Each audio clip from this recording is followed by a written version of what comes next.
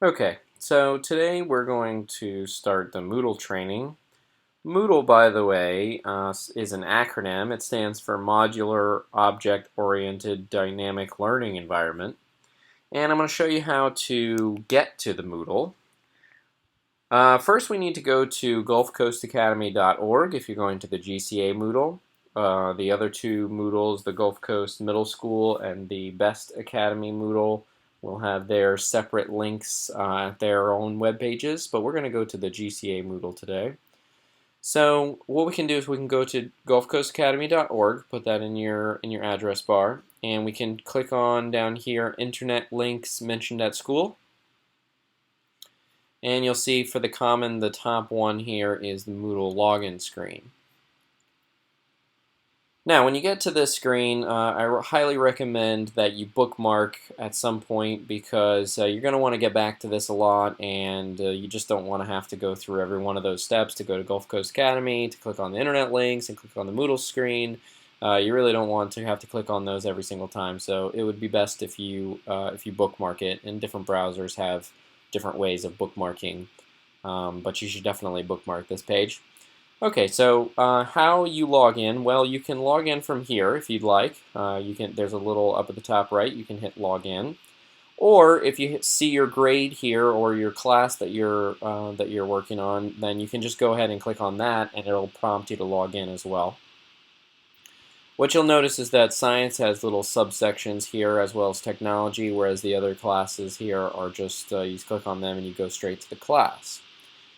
We're going to go to Science 6th grade here, and so we'll click on that. And you'll see that we get options for sub-courses, course categories. And so we're going to click on microbiology here.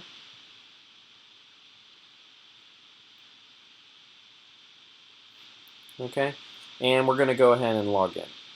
My browser has already saved my login information, but most likely it will be your last name with your first initial and some password. The passwords have to abide by the password parameters, such as doing a capital letter, lowercase letter, a symbol of some sort. There's various things when you first create your password that it'll tell you. And we're going to go ahead and hit login.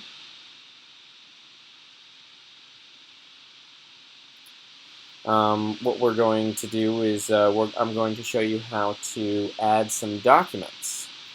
So that's the first thing that we're going to do. We're going to add some documents. If you are the editing teacher of this course, you will see a little box up here on the right that says Turn Editing On. So we're going to go ahead and click that. And then you will see all of the assignments that I have posted here all of a sudden get these little icons out to the right of them. I'll go and show you that again in case you didn't see that. With editing off, we see no icons to the right of the assignments, and then when we turn editing on, we do see some icons. I'm going to explain what those icons mean a little bit later. But first, we're just going to figure out how to add them, add documents. We are going to look at the topics. There's what they call topic 0, which has no number. There's topic 1, topic 2, topic 3, and yours will go all the way down to topic 39, representing the 39 weeks of the school year. You should post your documents for each week inside the week that corresponds with the number here. So for topic 1, we'll post week 1 things. Topic 2, we'll post week 2 things, etc. So in order to add a document, we go over here to this Add a Resource button. Okay, and we click this and it drops down. And we want to say link to a file or website. Okay, so we're going to choose that. All right, and we're going to name our file. This one, my file is called Random. So we're going to name it that. You could put a little summary if you wanted to, but in this case, I'm not going to. And for the location, I'm going to upload the file. It's on my desktop right now, and I'm going to choose to upload it. And so it'll pop up a little window that will allow you to upload things. Yours will probably be blank here because you will not have uploaded anything previously, but any files that you have uploaded are here for you to choose from, but we're going to upload a new one, which is down at the bottom. It says upload a file. You're going to click on that. And we're going to hit choose file.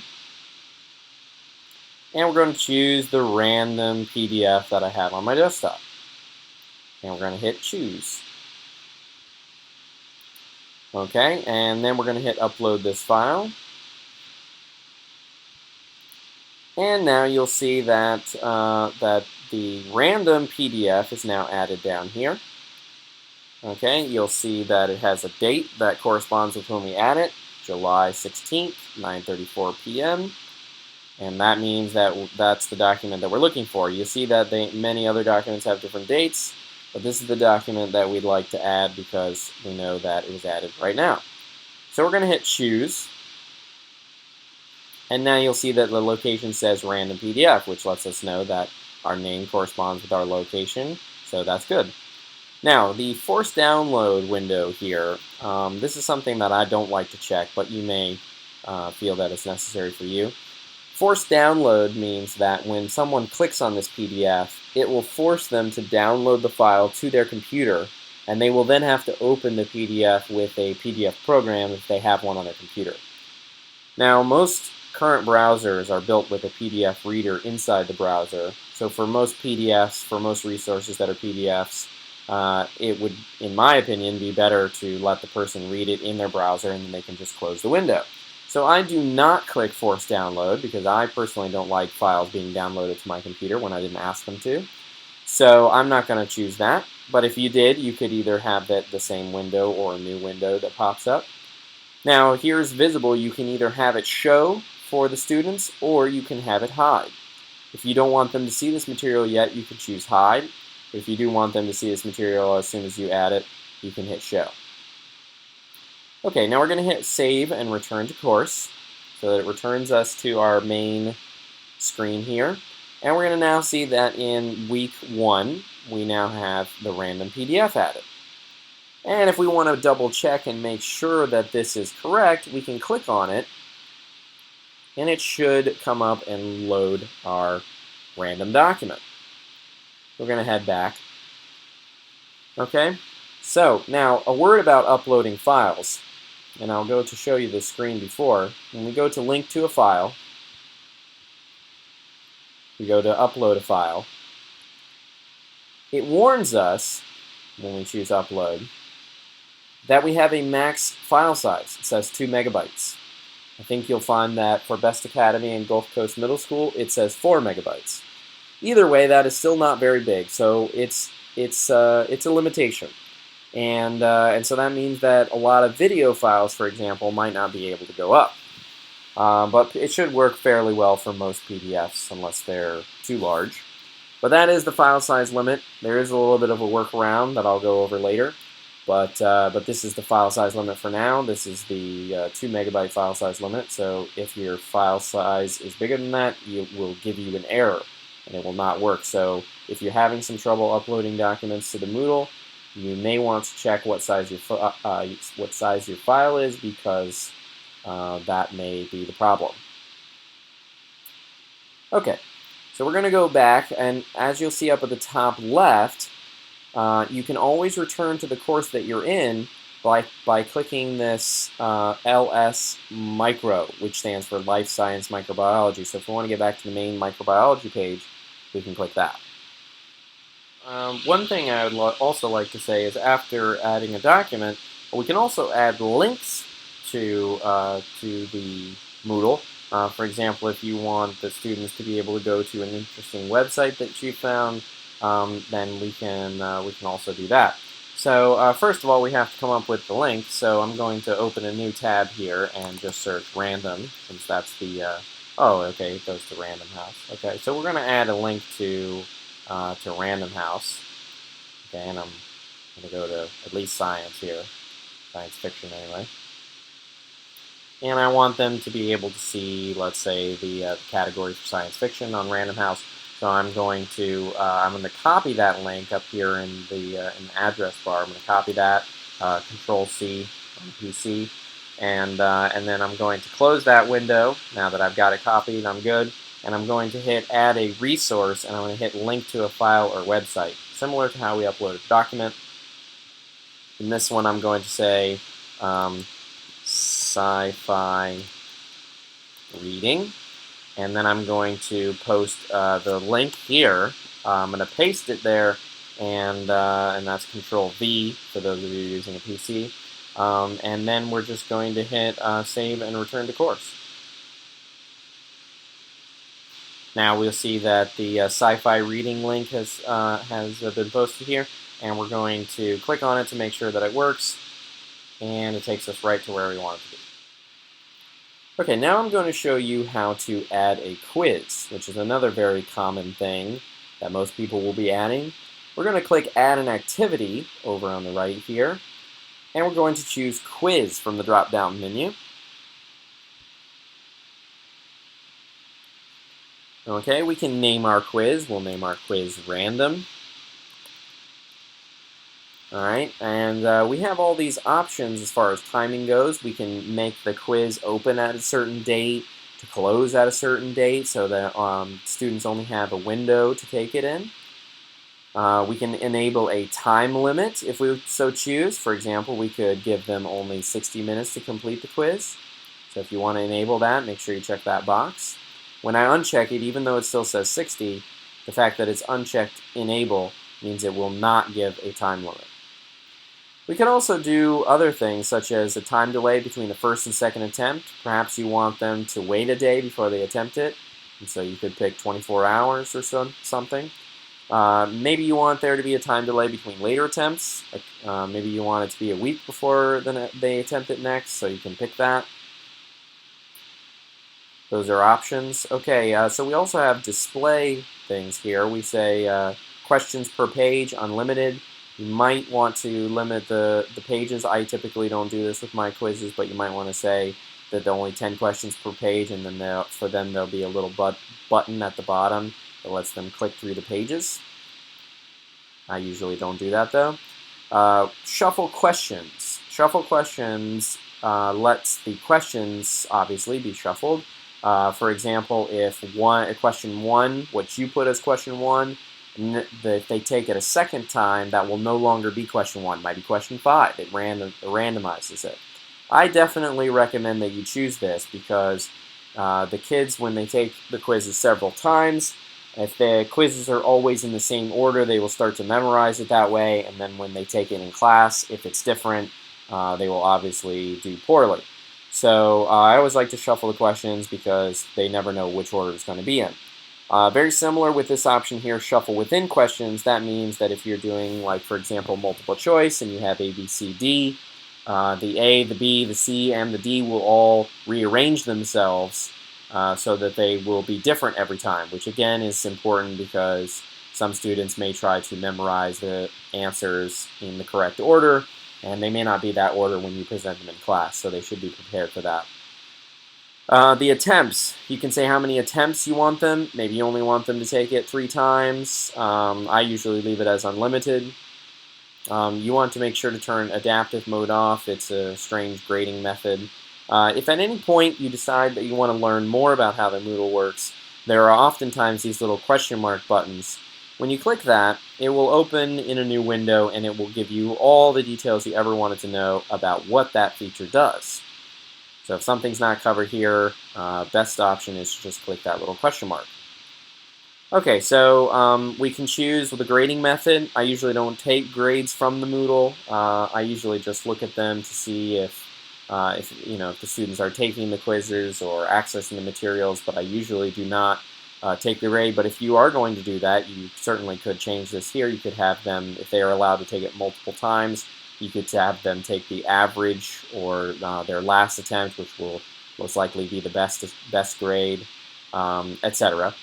You can say apply penalties, which I usually say no, and actually I think I keep that yes. And then we'll say decimal digits in grade, and it doesn't really matter what you choose there. Okay, the other option I usually enable is browser security. I usually choose full screen pop-up with some JavaScript security. It makes it so that the quiz is a full full screen quiz, which just enables them to not be distracted by anything that might be going on in their computer. So that's a nice feature. Now there are some grade boundary feedbacks that you can give. For example, if they do 100%, you might want to say, great job. When you put in a different grade boundary, for example, anything that's 90% or below, you might want to say, I know you can do better.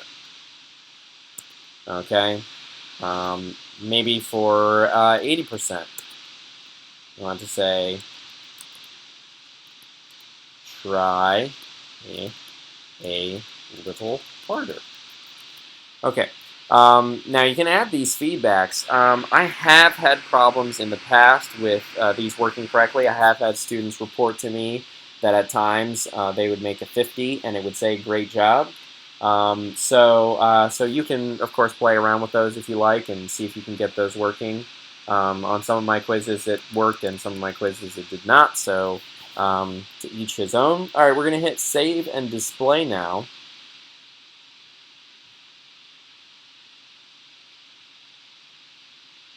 And we're going to wait for it to load.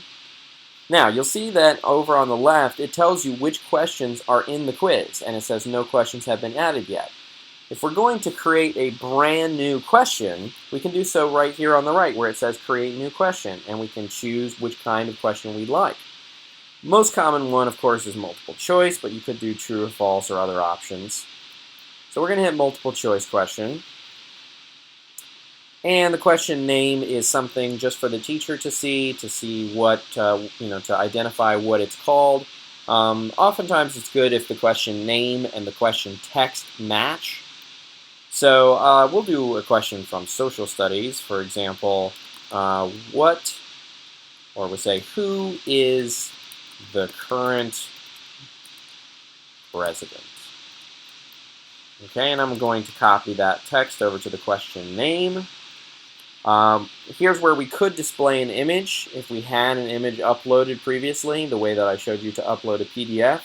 If any of these images, for example, you might want to include a picture of the person or something like that, who is the current president with a picture, then that picture would have to be uploaded separately outside the quiz the way that we uploaded those PDFs from before. But once you do, here they are available for you to choose. Okay. So we're going to choose, say, one answer only. There's only one correct answer in this one. We're going to shuffle the choices. And so you have that shuffle option for each individual question in case you did not want it to be shuffled. And of course you have the ABC, the capital ABC, then 1, 2, 3. You have options for what you want the options to look like. I usually just leave it as the ABC since that's what it's most likely to be on the actual test. And for the first answer, we can put in what is the current president, Barack Obama. And then for the grade, we want to change it to 100% since that's the correct answer. And we could say, good job. Now that feedback will pop up when they choose the correct answer as Barack Obama. Now we can put in some dummy answers here like Bill Clinton, but we choose the grade. We want to keep it at none because that is not the right option. Okay, we could provide feedback for this for the wrong answers as well. We'll say Warren Harding. Okay, but that is not correct. And we'll also say George W. Bush. And that is also not the right answer. Now we have options for many other choices besides these, and if you want more choices than just 5 choices, which it has here, you can say blanks for 3 more choices, and we'll add 6, 7, and 8. You could also include some overall feedback for any correct response, for partially correct responses, or for any incorrect response, which will override any of the options that you have here, or provide extra if you've already provided some up here. Okay, so we're going to hit Save Changes. Now you'll notice that it still says questions in this quiz, no questions have been added yet. So that is actually, we have not added this question yet.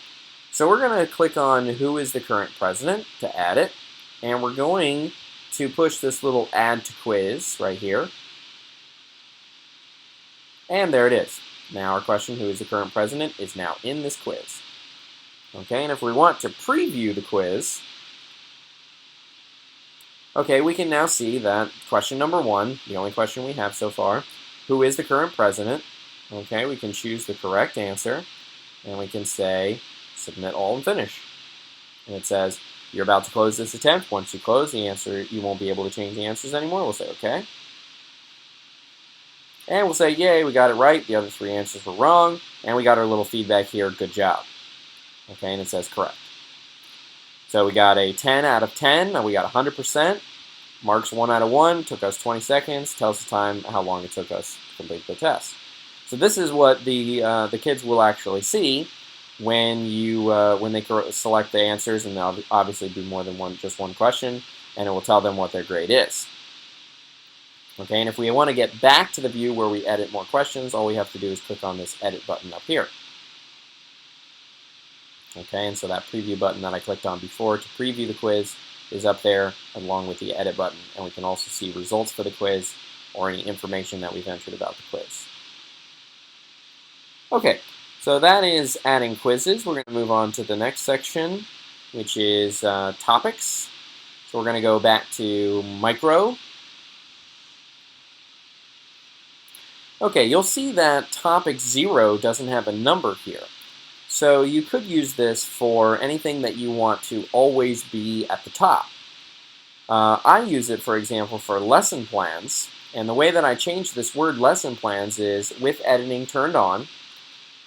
There is a little hand with a pencil, and that allows you to edit something. So if we click on this, it says the summary for topic 0, and we can type in what we want. You could have announcements up here, or you could have some sort of news information, something that you always want them to see at the very top.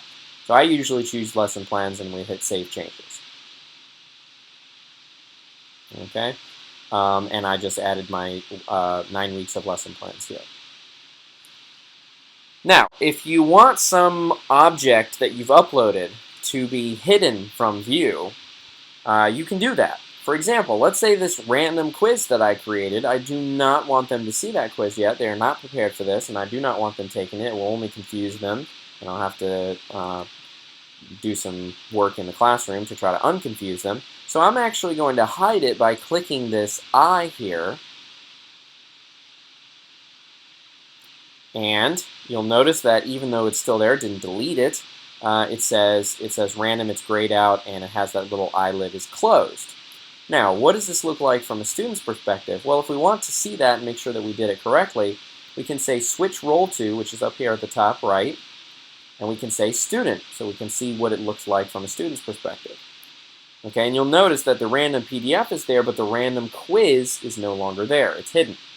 So you can go back up to the top right and say return to my normal mode, my normal role, excuse me, and then we will see that that random quiz is still here. And it has turned our editing off, so we're going to turn that back on. And you'll see that it's still hidden. If we want to unhide it, of course, we just hit the I and it opens back up, and now it is unhidden. And if we want to delete it, we can push the X. And it says, are you absolutely sure you want to delete the quiz random? And we'll say yes. Okay. Now, what if we decide this random PDF actually needs to be the first thing that they see for week 1?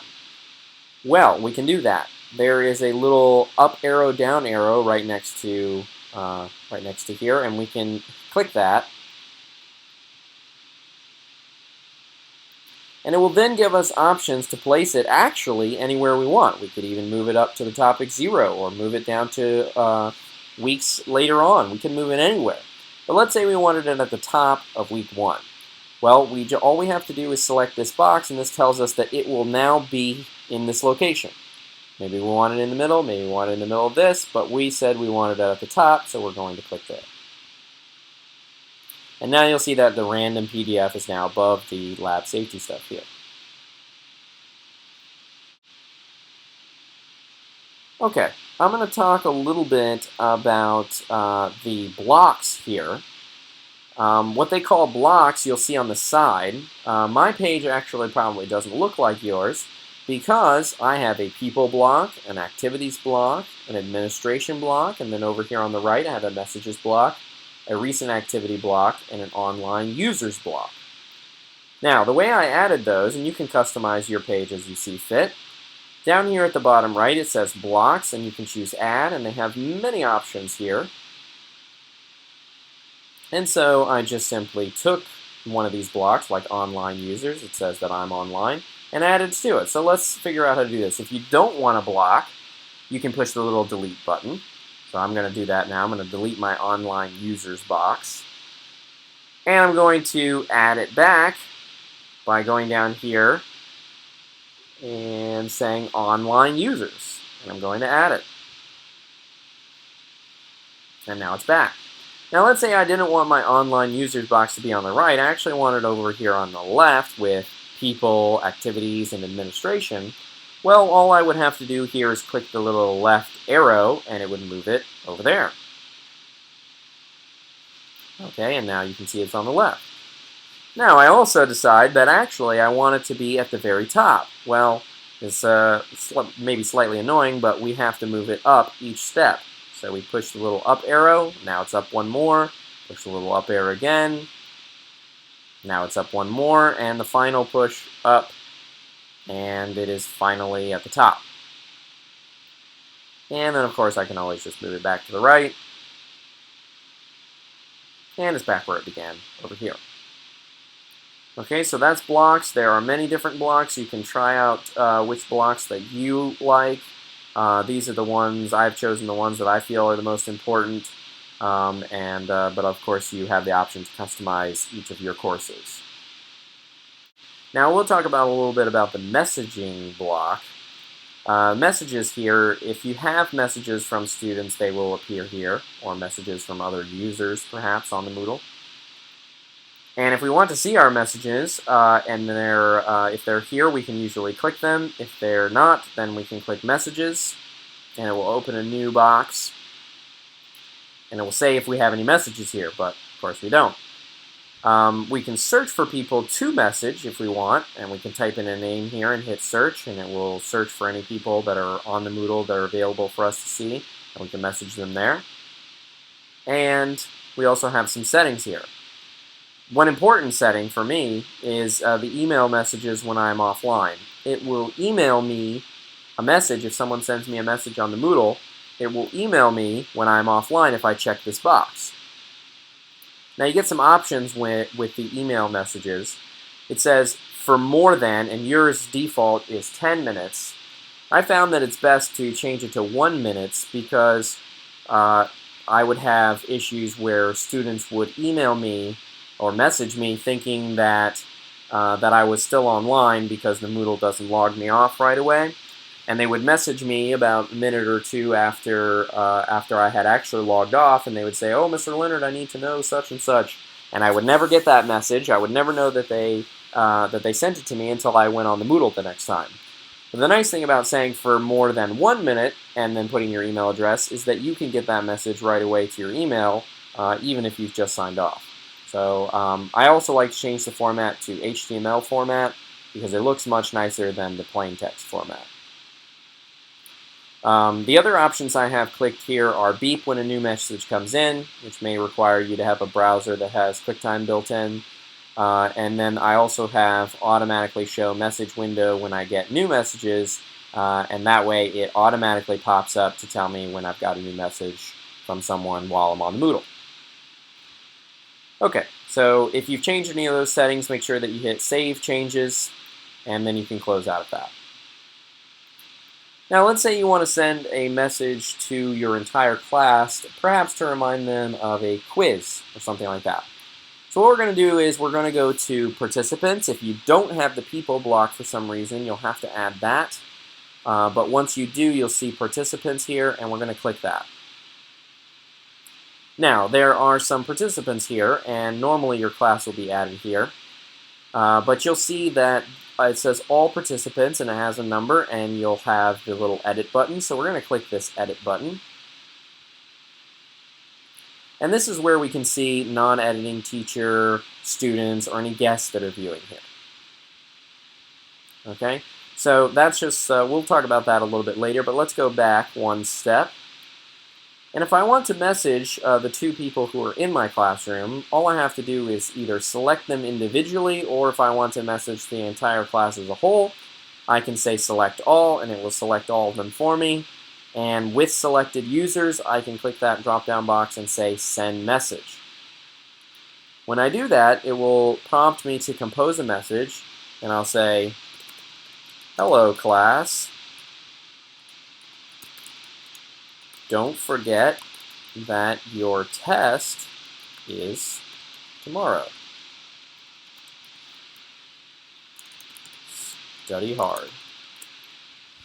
Okay, and then I can hit preview in order to see what that message is going to look like. And it looks like this: hello class, don't forget your test is tomorrow, study hard. And then I can hit send message if I want to send a message. Okay, and but we're going to go back to the microbiology main page. I'm going to tell you how to enroll your students, because you'll definitely need to know how to do that.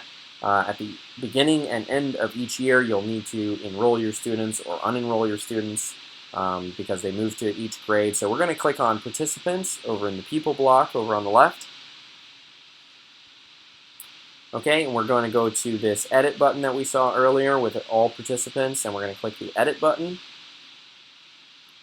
And we're going to click on students, because presumably you're adding students that you want. And we have a list of students here. And whichever students that we want, we can add. So for example, I'll click the first 3 students here. And if we want, we can push the add button, and they will move over to the existing users, which means they are now students, and they can now view anything that a student can view in the Moodle. These students over here, the 136 potential users, cannot view anything that is posted on the Moodle. They will not see that when they log in. Now let's say at the end of the year I would like to remove these students because they are no longer in this course and they don't need to see that anymore. They've graduated. So I will click these 3 students and I will simply hit remove, and it will remove them.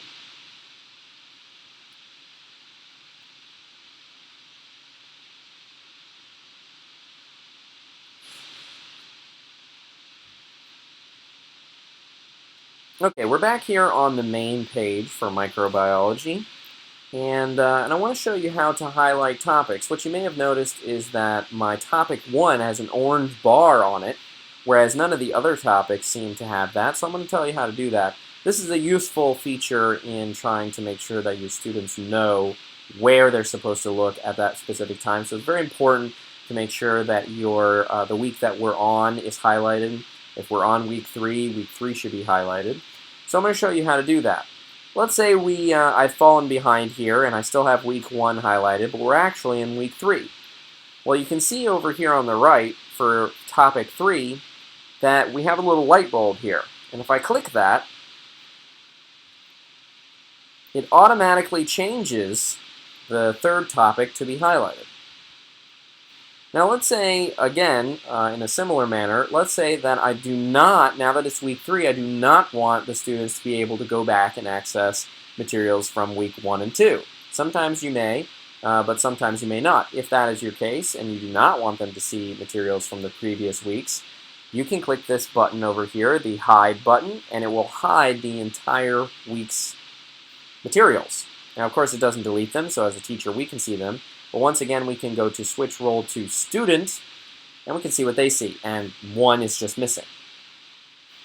So that's what it looks like for a student. And if we ever want to unhide it, of course, we simply need to unhide it. Okay, if we decide that we reorganize these in a poor manner, we can change that. For example, let's say I want my cells unit to actually come before my microscopy unit. If that's the case, and I want week 3 to now become week 2, all I have to do is click the up button, and it instantly changes cells to 2 and microscopy to 3. And I can once again switch it back with the up or down arrow for either of those weeks.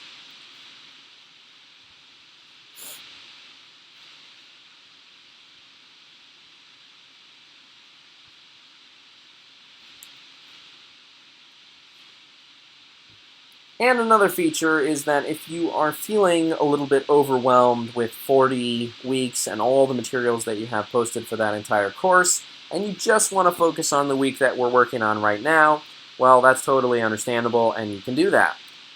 You'll see a little box, and we're going to do week 3 because we're going to pretend that we're on week 3.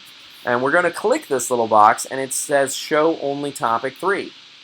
So we're going to click that, and now we are working only with topic 3. We can concentrate on that. All the other topics disappear. Of course, they're not gone forever. We can simply click that box once again, and it will expand all of the weeks back, and now we're back to our original view.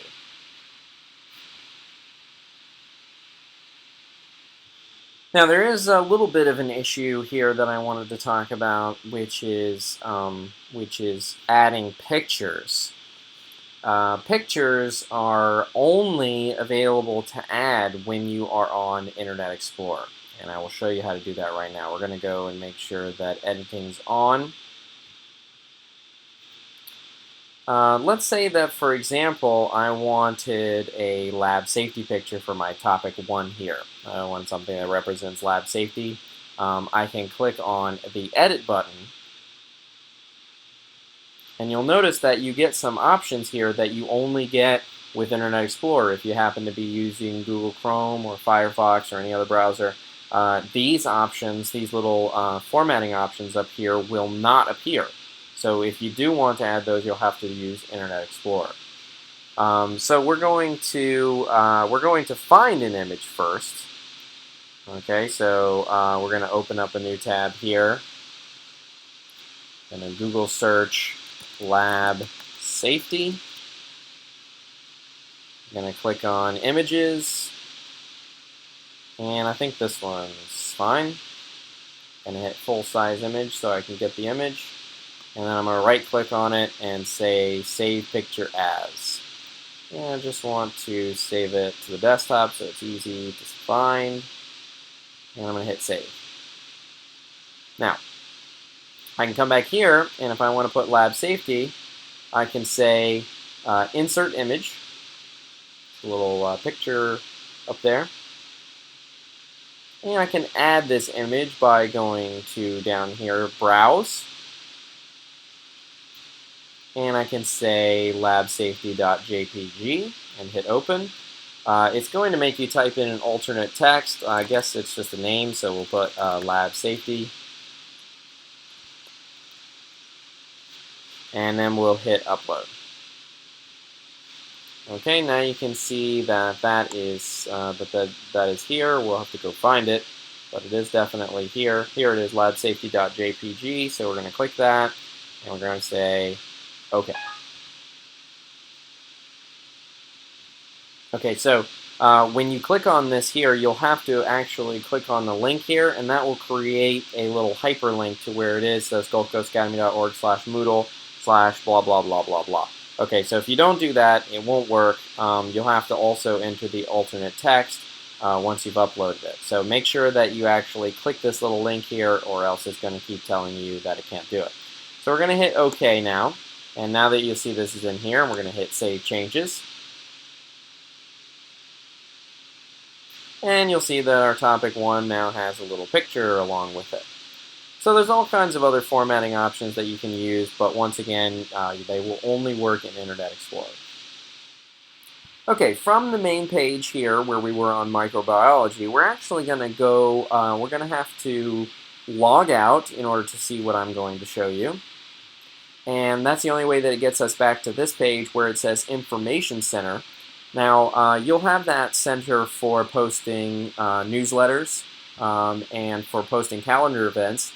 The administration takes care of all of that, but if we click that, we can actually click on the newsletter and forms. Sometimes forms for trips and such will be posted there. It'll prompt us to log in again. And once we do, we are able to see all of the information that has been posted here. For example, we can see that week 33 newsletter is here. If you are familiar with the newsletter, then of course you can skip this section, but we're going to talk about the newsletter a little bit as an example here for week 33. So if we open this up, it's a PDF for the Gulf Coast Academy newsletter for week 33.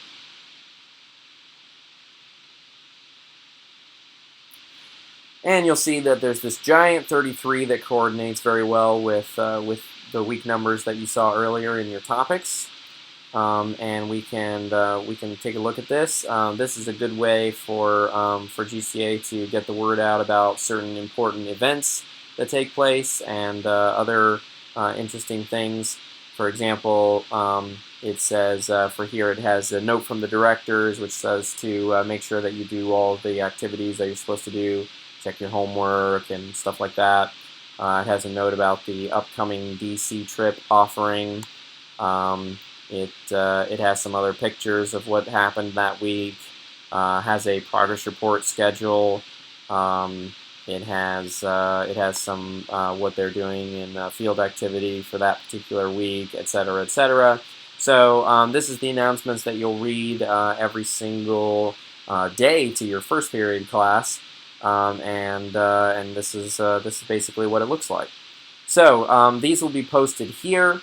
It's actually I highly recommend that when you do these sorts of readings, that you pull up this newsletter here that's posted on the Moodle, and actually show the kids the form, because they may not have actually seen that, and it's fun to go over and look at the pictures and talk about what's going on there and talk about what they learned, and so it's very interactive as opposed to just droning on about how to, what's going on in the newsletter and everything. So I definitely recommend that you open this this PDF version of the newsletter every time you read it. You also see over here to the right the calendar. Now the calendar will have certain important events for your school. For example, if we click the month, it will actually bring up the views where we can go to see other things. For example, if we want to go back and look at some actual events, since it's here during the summer, there's not much here. We can go back and see that Saturday, the 4th of May, there was a Florida Solar Energy Center competition. We can go back to April, where there's even more events, and we can see there's some Solar Sprint building days put in here. So various days are put in this calendar to keep you aware of what's going on. And I believe that you can add a block with that calendar to your Moodle page as well. One final little tidbit here that I wanted to share is that this particular view is the view that I like to see when I log in. It's a very comprehensive view, shows everything that you need to see, as opposed to that simplified view as before. The only way I know of to get there is to type in the actual hyperlink correctly at the top. So I'm going to tell you about that now, and that way, in case you decide that you also like this view and would find it useful, that you can add that as well. It provides shortcuts. For example, if I want to go to the newsletter forms, I can just instantly click on that instead of before, as I showed you, having to click on the information center and then going to the newsletter and forms and then logging in. So it just saves some steps sometimes. So what you do is you go to gulfcoastacademy.org or whatever website your particular one's at, and then it says /Moodle/course/index.php.